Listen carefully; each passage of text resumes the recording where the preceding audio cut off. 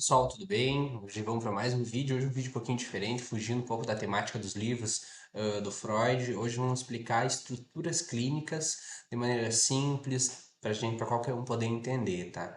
Às vezes não é tão fácil de entender as estruturas. Eu vou primeiro assustar um pouquinho vocês, né, que vão estar vendo esse vídeo.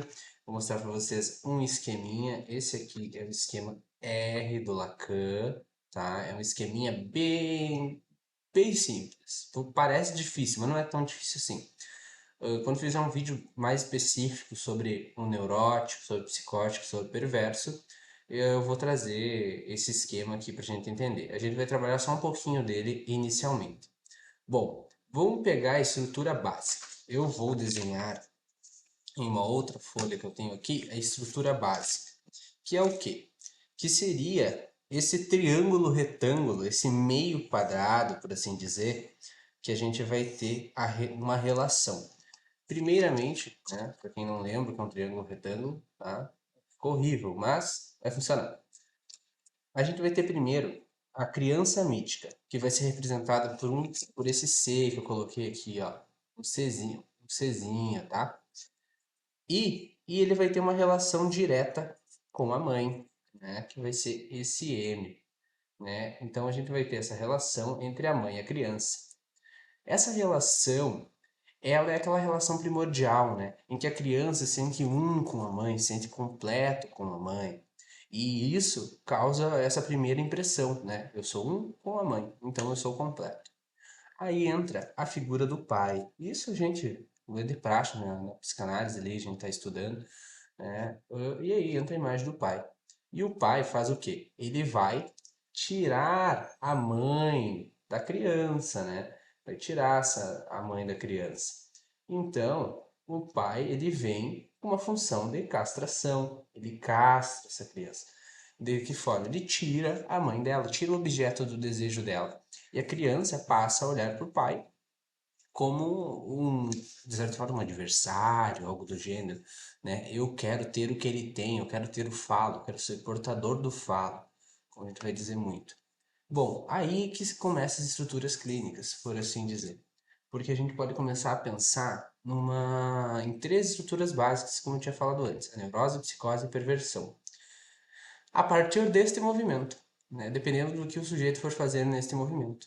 Caso, por exemplo, o sujeito venha a recalcar essa castração, então um recalque via castração, né? Ele vai pegar essa castração e vai, agora eu quero ter o que ele tem, né? Então ele vai começar a desejar. Então a defesa dele a essa castração seja o recalque, né? Seja esse esquecimento. Ah, eu esqueço que eu esqueço, né? Entre aspas, eu estou simplificando aqui, mas não é esse conceito exatamente, mas eu recalco, né? Boto lá pro meu inconsciente, largo lá nos fundos de casa, por assim dizer, e aí eu me defendo dessa forma, dessa angústia. Então, assim, se faz um neurótico, por assim dizer, né? De maneira muito simples, tá, gente? Lembrando disso. Então, ali, né, a partir dessa defesa, se cria os estados da neurose, né? Então, vai se criar o quê? Mais um pontinho nesse quadrado, em que vai estar isso que é da pulsão, que é do desejo, que vai ser representado por essa letrinha que vocês vão ver bastante aqui, ó. Formou mais um quadradinho pontilhado, vocês estão vendo esse pontilhado, né? Não ficou tão forte. Mas aí nós vamos ter essa letrinha aqui, que ela vai fazer essa função, tá? Do objeto desejado. Então a gente deseja ter o objeto do que o pai tem. E que é inalcançável, né? Para que a gente consiga alcançar novamente o prazer pleno que a gente tinha com a mãe, tá? A psicose vai pegar, digamos, vai se defender rejeitando a realidade. Ele vai fingir que o pai nunca tirou a mãe dele. Então ele vai ser sempre completo com a mãe, né? Então ele nunca vai ter essa incompletude. E por isso que no esquema do Lacan, ele não se fecha, ó. Você vê que ele não se fecha, não tem um fechamento, né? Que nem o do neurótico, é todo fechado, como se fosse uma caixinha, bem engraçado até essa relação, né? Então, você vê que tem uma diferença aí muito forte. A defesa dele é rejeitar a realidade. E se ele rejeita, a realidade ele também não sofre, né? Então ele não sofre que nem um neurótico de maneira angustiante, né? Não tem aquela angústia, mas ele tá num processo, numa rede de conexões. Então é bem interessante, esse movimento. E o perverso, né? O perverso parece ser o mais complexo dos três, inclusive o Lacan nem formula uma estrutura para ele, porque ele recusa a castração. É diferente do psicótico, que rejeita. Perverso recusa. Então, de certa forma, diz não, essa castração não funciona, né? Eu recuso, eu mato o pai, né? Então, para se defender disso, ele faz os desvios da lei, né? Então entra aquela coisa do fetiche. Então, os perversos existem na nossa sociedade, tá, gente? Eles se assemelham muito com o neurótico, né? Tem alguns traços, né, dessa perversão, desse fetiche que escapam.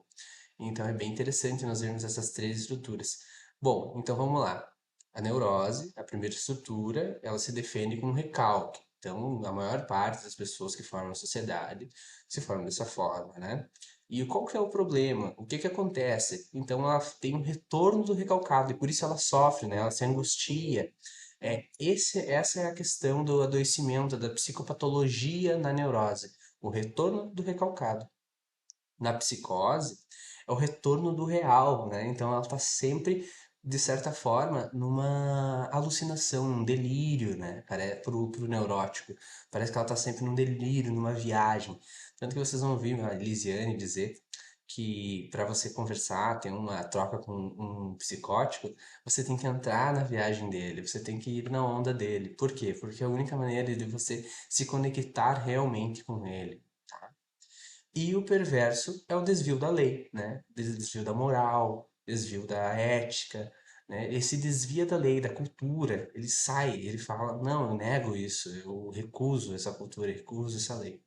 Então, a partir disso, ele consegue se formar, né, dentro da sociedade. Por isso que eu digo que ele é um pouco semelhante, porque ele, com o neurótico, porque ele consegue produzir numa sociedade super bem, vai super bem em tudo, mas ele tem uma estrutura perversa, isso é bem interessante.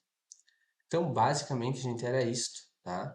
Sobre as estruturas básicas clínicas. Então, é uma explicação bem básica e bem fácil de entender. Para a gente tentar exemplificar pessoas, né, sendo bem taxativo, a gente pode dizer que o neurótico é aquele que sofre com ansiedade, né, sofre com angústia. O psicótico é aquele que não sofre, aquele famoso maluco da praça, né? Sempre tem um maluco na praça de alguma cidade, né? Aquele maluco da praça que não sofre, não tem vergonha, anda pelado por lá. Não que seja só assim, né? Mas fazendo um exemplo rápido, ele não sofre quanto a isso. E o perverso seria aquele, bom, vamos dar um exemplo mais engraçado aí, não engraçado, mas seria aquele psicopata que aparece na TV, né? Malucão, assim, que tenta seduzir a pessoa que fala com ele, né? Tentando comer pelas entrelinhas, né? E existe essa estrutura e ele faz isso mesmo, tá? Então, pessoal, se vocês tiverem alguma dúvida, vocês podem me chamar. Eu fico aí para retirar de dúvidas. Daqui a uns tempos eu vou estar lançando alguns vídeos sobre cada uma das estruturas, explicando bem certinho. Vídeos um pouquinho mais longos para explicar sobre as estruturas clínicas básicas, tá bom?